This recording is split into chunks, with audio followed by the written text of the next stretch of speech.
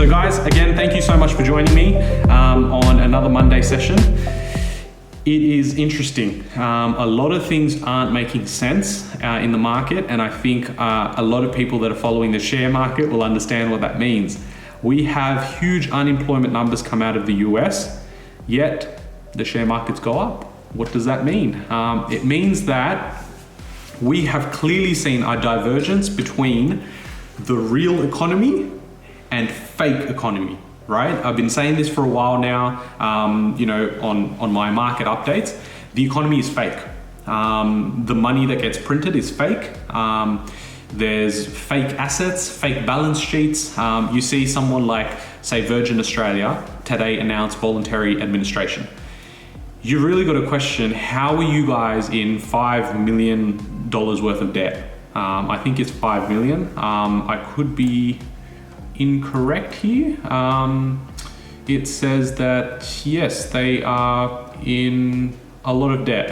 I can't seem to find it right now, but what I'm trying to say right now is that how do you find yourself in a position like Virgin, being the only competitor to Qantas, be in such high levels of debt? It's because these companies are insolvent.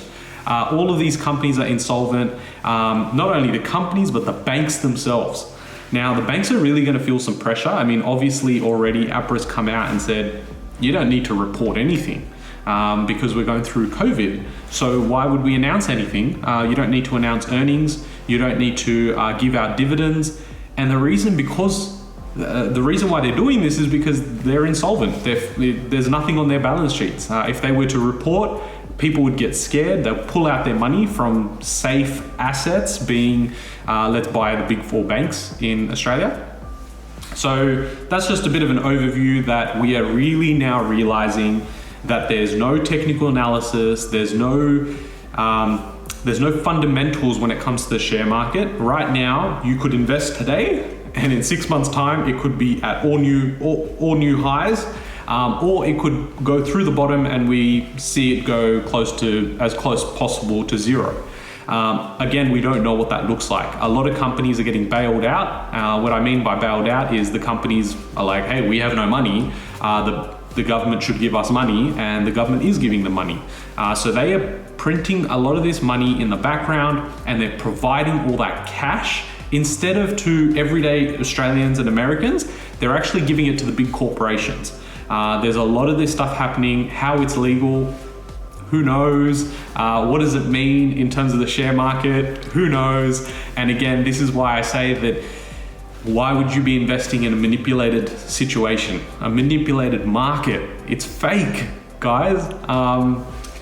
It's important to understand, the fundamentals of, say, something like housing, property. Obviously, anyone that knows me, I'm very bullish on it. That's why a large portion of my portfolio is in property, and it's because it's a safe haven. It's always proved a safe haven. Again, if you guys are joining me, go to my YouTube channel after this live session. You will see a no bullshit sort of forecast for the market. There's graphs in there that illustrate that although this is an unprecedented time, being coronavirus, we are still seeing a lot of the same economic effects that a normal recession or depression would have. So, unemployment, low economic growth, all of these things are all common. These are precedented. So don't just fall for them saying that, it's unprecedented, we don't know what's going to happen. Well, no, we do, to a certain extent. When they are printing this much money, we know where it's going to go. The average person may not know, and that's why I do these live sessions, and I've got a YouTube channel, Search Property TV, and I try and get as much content out there for free, whether you use me as a buyer's agent or not. And I try and really, emphasize that I'm here to help. So look, guys, UBS, a global asset management capital fund, whatever you want to call them, whatever they are really, they are predicting a V-shaped recovery. What that means is a V-shape, okay? So if we started here, right, and we are now falling, in economic growth, everything is falling because lockdown's happening, right? So you could end up, we're probably about here, right? And so we're going to end up at the bottom. Now, what they're predicting is as soon as the coronavirus or corona scam, as some like to call it now, as soon as it's over, we're going to get a V-shaped recovery. So it means wherever we were before, we're going to head straight back there. What that means is that anyone that's sort of waiting for their time to shine, they're sitting on cash, like you guys might be sitting on, $40, $50, $60,000. I'm speaking to a lot of you. I had about 7 Skype sessions within the space of 3 days last week. So a lot of people getting involved. And as I was saying to you when I started this, that as we go through along the phases and people get more certain of what the economy is doing, more certain of the economic climate and coronavirus, a lot more people are going to start going, hey, wait, I'm not making anything in the bank account. I need to do something with it. And they're all going to start coming through, and they'll come to people like me, they'll come to other buyers agents, and quite frankly, I have made it very clear that I'm very interested in servicing 2 to 3 new clients a month. I'm not in the game to be getting 10, 15 clients a month and just try and give, mediocre service to everyone. I'm here to provide difference to certain people, certain couples that understand the process and want to buy 5, 6, 7 properties that actually can find financial freedom through that. I'm not interested in trying to buy one for 100 people and never hear from them again. I'm about long-lasting relationships and actually making a difference. So with that, I'm going to deter a little bit, and it really comes down to, guys, be careful out there. I am seeing so many of these property spruikers, is what I like to call them, talking about, lease back options, rental guarantees. It's a load of shit. If you guys are buying something new, you need to understand that they will not charge you anything as a client. As a customer that's buying one of these things, it's because they've built in their costs within the actual building. The actual cost of it, say for $600,000, that's not the true value of that property. And you need to understand this because you're gonna get burned. It all looks great because it's brand new and everything's flashy. You can get depreciation benefits. Yeah, great, okay. But at the end of the day, if you're buying a product that's mediocre, when you're purchasing something for 600, when the bank actually comes in and values that a year later, I can assure you it's not sitting at 600 anymore. And you're now in an area where you have an oversupply, you're really going to get burnt. So as soon as these things like rental guarantees, lease back options, anything like that, no one can provide you that shit. Like, that's fake.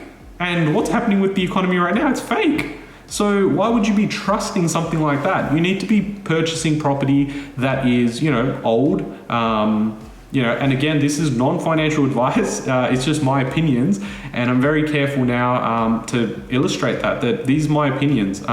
It's general in nature, and if you want to have a chat, you want to know what your situation looks like, then we need to hop on a call, a Skype session, Zoom session, whatever it is. It's free. So definitely message me about that. But let's get back to something that's very interesting. I thought this was an amazing point that was made, and I'm glad someone's coming out and talking about this. I have been saying that interest rates cannot go up.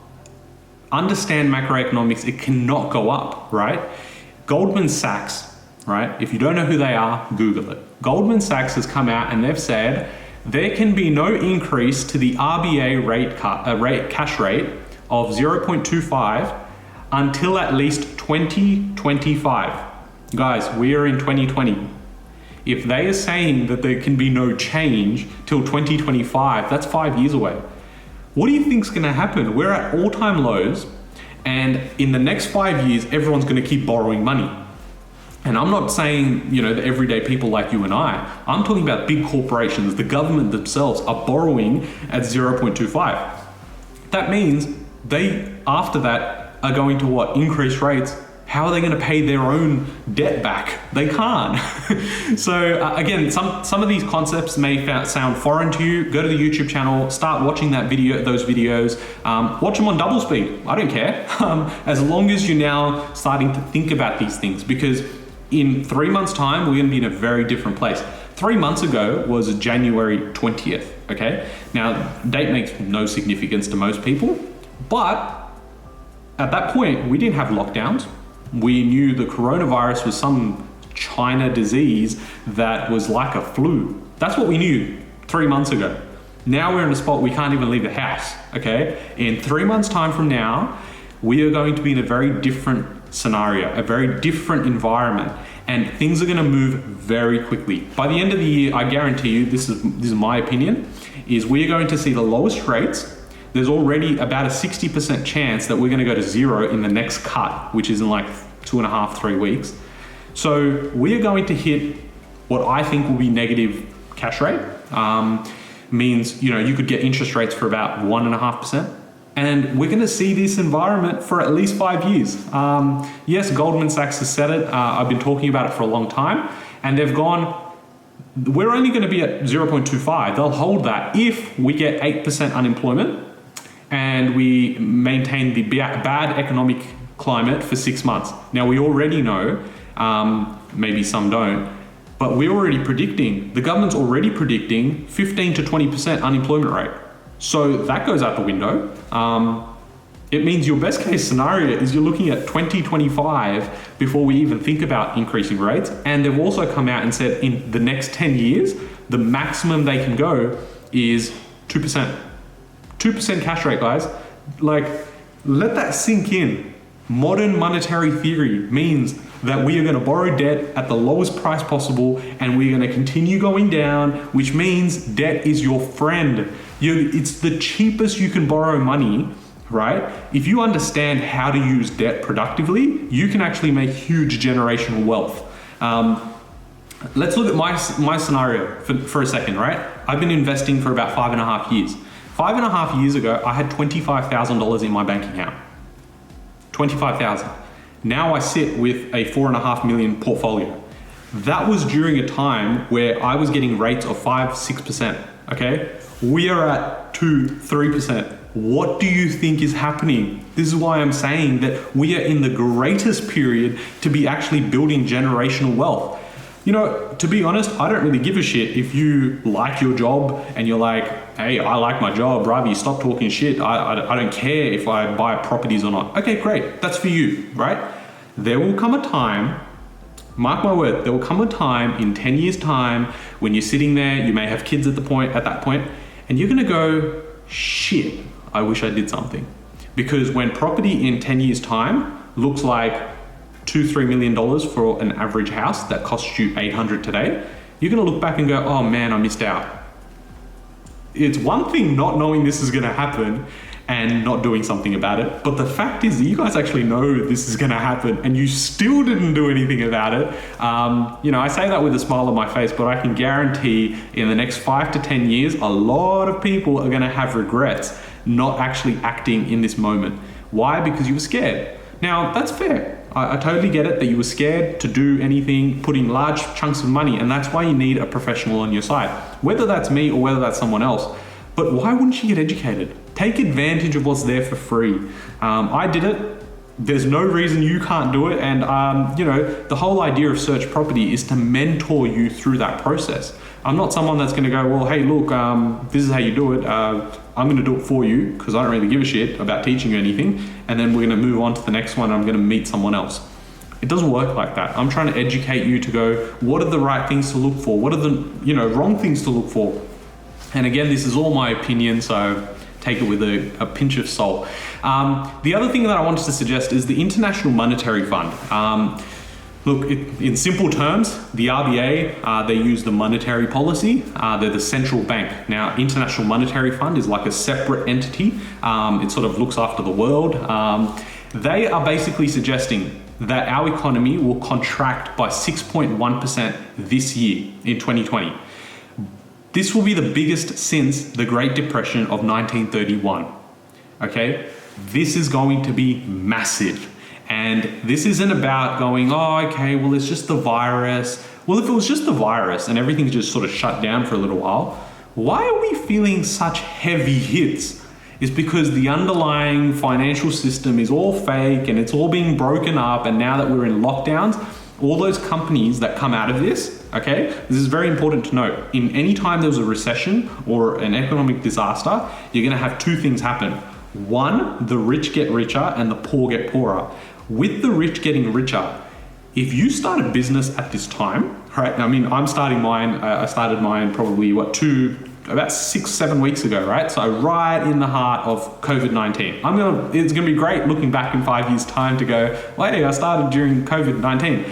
But what I'm trying to say is, anyone that sort of acquires assets now, you are going to find huge gains in the next 5 to 10 years until the next economic cycle happens. It usually happens every 10 or 12 years. So if you can now build your wealth for the next 5 to 10 years, you're pretty much doing it in the best conditions possible, because you're going through and then you go up and then it's the upswing, right? So if you can pick now properties that are actually primed for capital growth, actually have solid cash flow positions, it doesn't really matter what you do in terms of work.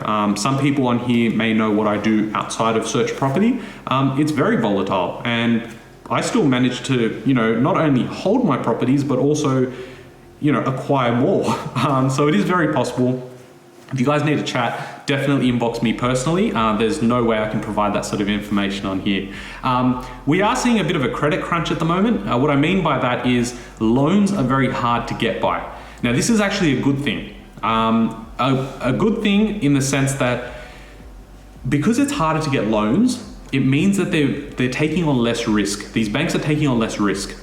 And when they take on less risk, similar to what happened 2 years ago with the APRA changes and they wanted to create all these buffers, it means that we're stabilizing the back end of the housing market, okay? Which means that we're not headed for this bubble and the bubble's gonna pop. We are now actively taking an attempt to go, you know what, let's not take the risky ones, let's just go with the stock standard. People working at banks, accountants, things like that, they're getting their loans perfectly fine. It's those guys that are sort of now gonna hold the next part of it up. But the credit crunch means that there's less, less loans being written, which means less buyers, which is fine. I think right now they're sort of just trying to pause everything. Half the team's not even working in the back end processing because they're in lockdown. So look, I mean, the way I see it, it's actually a really good positive. Short term, we may see a little bit of that easing of price action. And again, YouTube, watch my last video. It's like a no bullshit approach to what I think will happen and why I believe Australian property prices will continue going up. They will never go down. If they go down, it's sort of like, go down a little bit, go and a little bit, and then keep going. So it's always going to trend up. The other thing is that stamp duty exemptions are back on the table. So what this means is when you purchase a property, you have to pay stamp duty. Usually accounts for about 5% of the total purchase price. So let's say you buy something for $1 million, it's going to cost you $50,000 in stamp duty. What's it for? Nobody knows. It's just the government trying to make money. Now there's back on the table that they may abolish that for New South Wales and Victoria.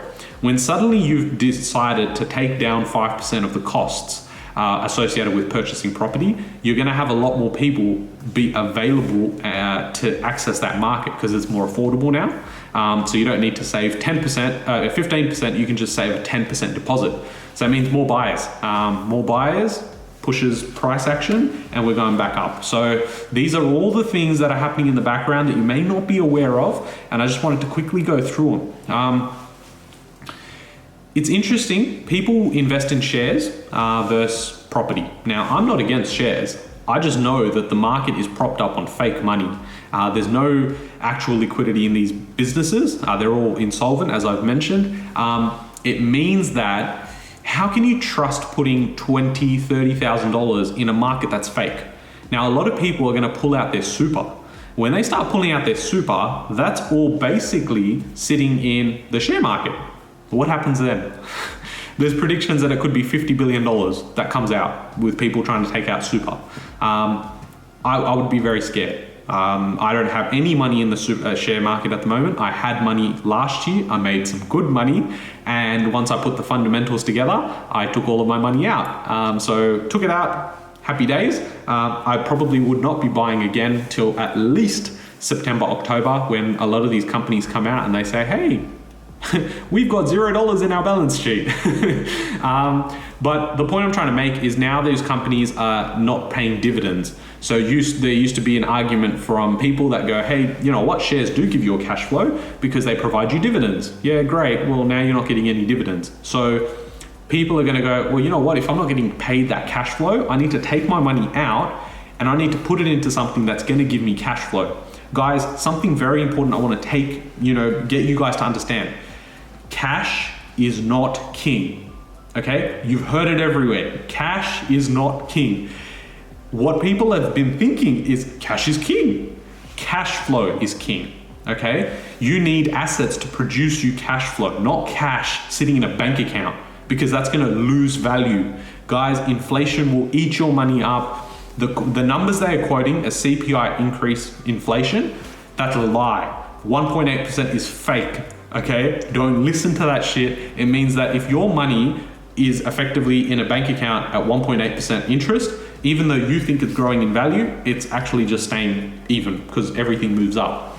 But the problem is, the inflation is not 1.8%. They're lying to you. It's a lot higher than that. And if it were 1.8%, then why are other assets going up higher than 1.8%?